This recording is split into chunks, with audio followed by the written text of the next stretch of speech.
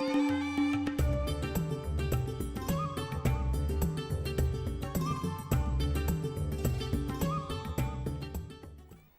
and welcome to video lecture series in sociology. Today we are going to discuss from your textbook Social Change and Development in India, chapter 3, titled as The Story of Indian Democracy. This chapter is broadly divided into 4 parts. In the previous lecture we discussed about meaning, features and origin of democracy in modern societies. In this lecture we will discuss about Constitution of India, its core values and making of the Constitution. So far, we have learnt about the distinct ways and lasting consequences of the colonial experience. These structural and cultural transformations brought by the British had been significant in defining nature of reality in contemporary India. It is in this context today we will discuss the story of Indian democracy. There are many accounts indicating the fact that democratic values and institutions have always existed in India in some form or the other. But the story about modern Indian democracy begins with the colonial era. As we have already discussed earlier, that to facilitate smooth functioning of its rule, the British introduced many structural and institutional changes. Some of these changes were intended, but some of them were unintended consequences. For example, Britishers introduced English education to create a class of Indians who would help them in managing their empire. As a result, although a Western educated sections of Indians did emerge, but instead of aiding the British rule, they used Western liberal ideas of democracy, social justice and nationalism to challenge the colonial rule itself. As done by the social reformers of early 20th century, the Western educated section of Indians questioned, reinterpreted and combined both modern and traditional ideas. They saw a sharp contrast between the undemocratic and discriminatory administrative practices of British colonialism on the one hand and the vision of freedom, equality and liberty which Western theories of democracy espoused on the other. The contradiction became more complex and deep when they attempted to visualize and apply notion of equality and liberty in Indian society. Why did this complexity grow? This complexity or contradiction grew because the reformers and nationalists were trying to lay a new foundation for a society as summarized by French Revolution in 3 words: fraternity, liberty and equality. However, given the nature and intensity of social discrimination and poverty in India, there was a deeper questioning of the ideals and meaning of democracy, which means, is democracy just about political freedom? Or is it also about economic freedom and social justice? Is it also about equal rights of all irrespective of caste, creed, race and gender or religion? And if that is the case, then how such equality can be realized in an unequal society like India? Many of these issues were thought of much before India became free. Even during the freedom struggle, a vision of what Indian democracy should look like emerged. In 1928, Motilal Nehru and 8 other Congress leaders drafted a constitution for India. In 1931, the resolution at the Karachi session of the Indian National Congress dwelt on how Constitution of Independent India should look like. The Karachi resolution reflects a vision of democracy that meant not just formal holding of elections, but a substantive reworking of Indian social structure itself in order to have a genuine democratic society.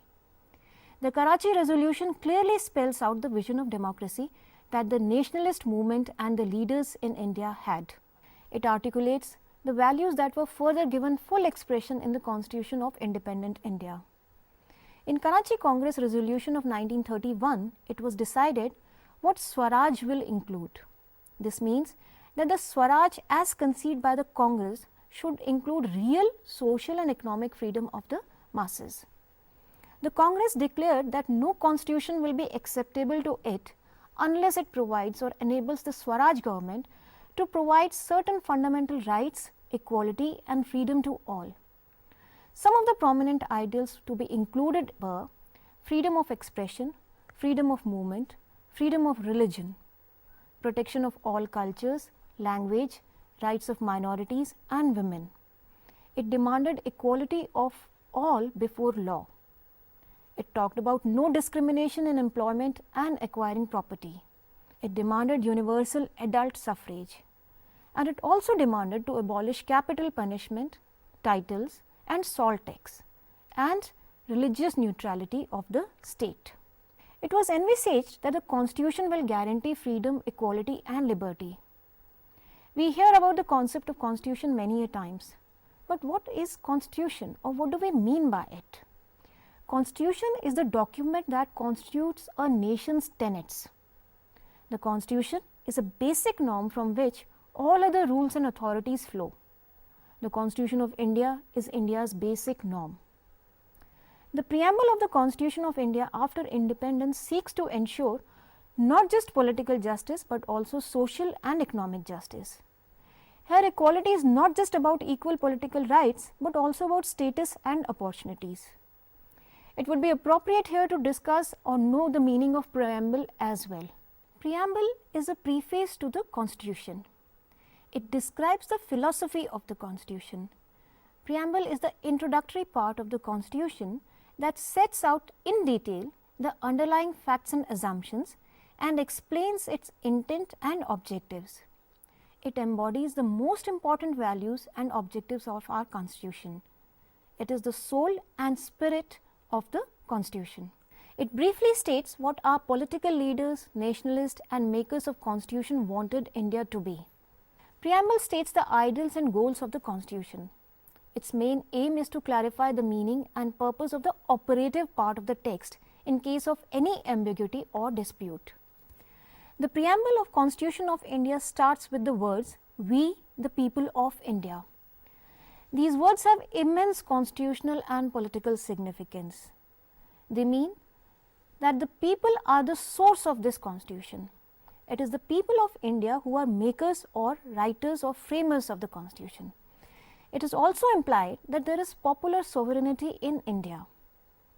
Our preamble states that we resolve to secure to all citizens justice, social, economic and political, liberty of thought, expression, belief, faith and worship, equality of status and opportunity and promote it among all, and fraternity, assuring the dignity of the individual and unity and integrity of the nation.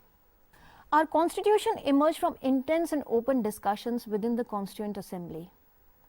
The Constituent Assembly of India was elected to write Constitution of India, and it served as first parliament of the independent India. The Constituent Assembly of India was set up as a result of negotiations between the Indian leaders and members of the British Cabinet Mission.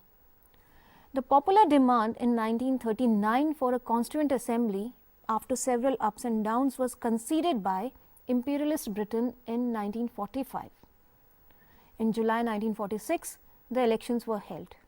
The Constituent Assembly was elected indirectly by the members of Provincial Legislative Assembly. In August 1946, the Indian National Congress Expert Committee moved a resolution in the Constituent Assembly. This resolution contained the declaration that India shall be a republic, where the declared social, economic and political justice will be guaranteed to all the people in India. Right from the beginning, the vision or ideological content, the process or procedure by which it was formed was democratic. There are two important concepts that you come across here.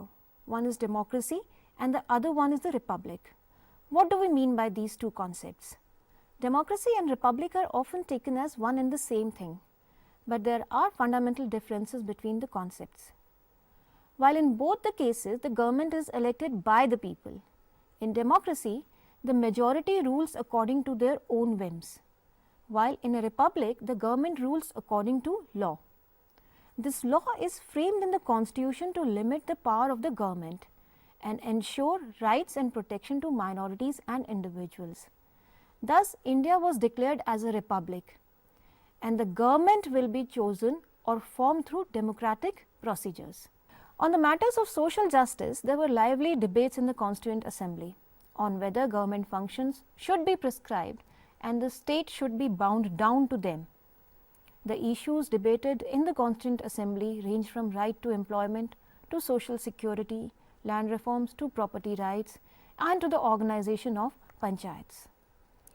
The debates of the Constituent Assembly are interesting and reveal different concerns being expressed and debated by political leaders.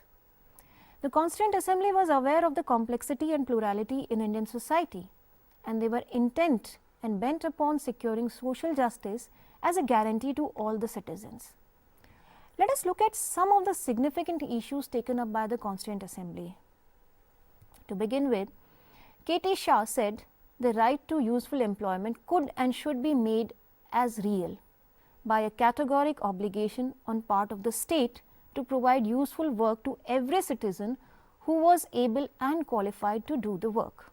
Next, keeping pace with the forces of change on land reform, Nehru said that the social forces were such that law could not stand in the way of reform. Nehru said if law and parliaments do not fit themselves into the changing picture, they cannot control the changing situation. On the protection of tribal people and their interest, Pandit Jawaharlal Nehru stated that it is our intention and fixed desire to help them as much and in as efficient ways as possible to protect them from their possibly rapacious neighbor and help them to advance. One important issue was raised by Bishwanath Das from Orissa. He said that, I think it is the primary duty of government to remove hunger and render social justice to every citizen and to secure social security.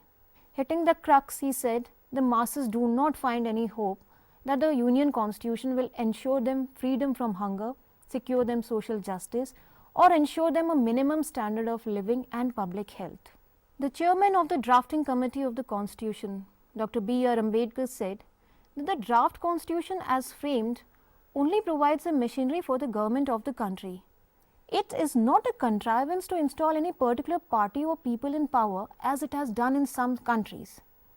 Who should be in the power is left to be determined by the people in a democracy, if the nation has to satisfy the test of democracy. But whosoever captures the power will not be free to do what he or she likes within it. In the exercise of it, he will have to respect these instruments and instructions which are called as directive principles. The person in power cannot ignore these directive principles. He may not have to answer for their breach in a court of law, but he will certainly have to answer for them before the electorate at the next election. What great value these directive principles possess will be realized only when the forces of right contrivance to capture power. These parts of the debate demonstrate that how intense was the discussion for ensuring social justice to all in India. Still, Constitution is not just a ready referencer of do's and don'ts for social justice. It has the potential for meaning of social justice to be extended and interpreted. For example, social movements in the recent years have aided the courts and authorities to interpret the contents of rights and principles as per the contemporary understanding of social justice. These laws are made and implemented by the authorities specified by the Constitution. A hierarchy of courts, which too are authorities created by the Constitution of India, interpret the laws when there is a dispute. The Supreme Court of India is the highest court and the ultimate interpreter of the Constitution. Law and courts are the site where competing views are debated. The Constitution remains a means to channelize and civilize political power towards social welfare of all. To conclude, let us summarize what we discussed in this lecture.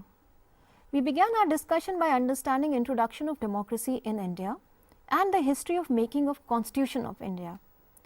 Given the kind of social inequality and hierarchy existing, drafting of Constitution was a difficult task and a challenge. This task was taken up by the Constituent Assembly. In this context, we discussed about when, how and why the Constituent Assembly was formed, what were its central concerns, and discussed some of the debates of the Constituent Assembly that indicated the concern for social justice. In the next part of this lecture, we will discuss about Panchayati Raj institutions, that is, practicing democracy at the grassroots level. Till then, you can enjoy reading this chapter.